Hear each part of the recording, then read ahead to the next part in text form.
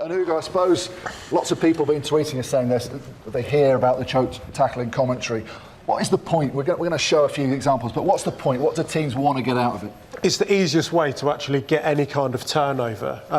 Everyone's got to make a tackle, and it's just been really effective in that tackle. It's an opportunity where you can turn a tackle into a maul, and once that maul collapses, you can win the ball. So it's, like I said, the best way and the quickest way of earning a turnover. So as the ball carrier, you've got to get to floor if the ball doesn't come out, otherwise the opposition get the ball for the put in at the scrub. So let's take a look at a few examples, actually. A couple of good choke tackles and then one that doesn't go so well. Sale, you could argue, Ben are the best in the league. Well, they've got two guys in Braid and Seymour that act as a pack, and then it's all about the mindset, because if a team all know that they're going to try and get this choke tackle, and that's why Ireland was so successful, everyone buys into it, comes in, they see the opportunity and they flood the maul. In this case, they get the turnover. Here's one that's not quite so successful. Saracens try to hold up Luther Burrell and they do a good job, but Austin, they don't quite keep their hands on the ball. No, if your hand slips off the ball and slips over and allows the player to bring the ball under his centre of gravity, that's the result, because what happens then is you've got 3 or 4 players who are attracted to the breakdown, creating space out wide. Ugo. Absolutely, it's a massive numbers thing. I mean, we played Sale at the weekend, and the one thing we spoke about was their choke tackle. You mentioned Brady, you mentioned Seymour, but it's also the reaction of every other player. As soon as they see that tackle being made high,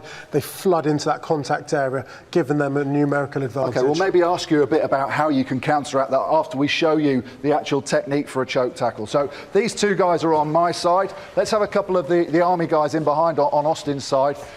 First of all, Austin's just going to come into me. What are you looking to do as the ball carrier, Austin? Well, first of all, I have a look at the defenders. Do I attack Ben Kay, not that mobile? Do I go after one of the Mitchell brothers on the left-hand side? Not so sure about going there. Or do I go at this guy? Looks like he plays in the centre, probably quite agile, maybe a back row. So I'm going to target you two. Now, once I get to this point, I'm trying to offset you. I'm trying to get away from your centre of gravity, so it's a long reach tackle. But there'll be a point where I realise that I've got to go into the tackle.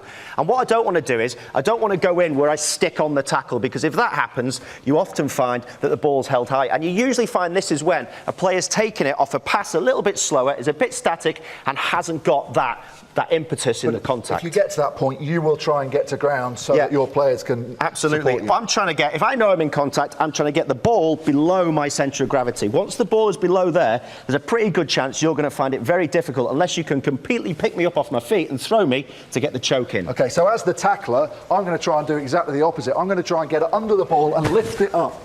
And lift the man up. The other thing I'm going to do once I'm in that position is I'm going to throw this foot round and get in behind him. And that causes a block for all his support players that are going to come in and try and help him out and get him to floor. So I'm holding him up under the ball. My two players are just going to flood in, and they're going to do anything they can to keep him up. They can now leave me alone. That's a good squeeze.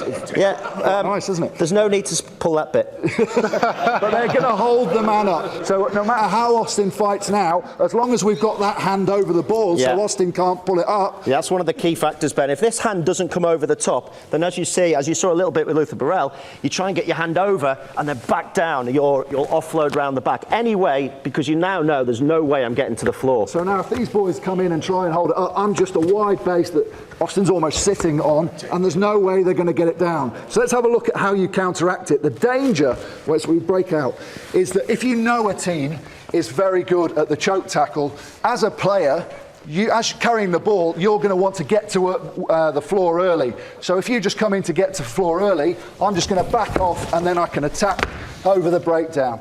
So, Ugo, how do you counteract it? Well, there's two things. I think the first thing is the height in which you go into the contact area, knowing that if you're Braid or Seymour, I don't want to be going up here, because your upper body strength, you'll dominate me. So my point of contact, I kind of want to be, well, without looking at your belt area too much, but that's kind of exactly what I want to be targeting. Also, I don't want to be holding the ball in that arm there. I want to take it as far away as possible. Use that hand off, keeping myself low there. The second thing is that if Oz was to go into contact now and he finds himself in that choke tackle area, is just reacting to him. I need to drive him through, adding my weight and his weight, which is about 12 stone, as well as everyone else's. And they can come past. They can actually come past and take me out. And then he can stay on his feet and keep the leg drive. Absolutely. So there's a quick little précis of what a choke tackle is, how you affect it from the defensive side, and how you counteract it from the attack side, Craig. And if you want to give yourself a little treat, watch that back foot with the sound off. Really, really weird. Really, really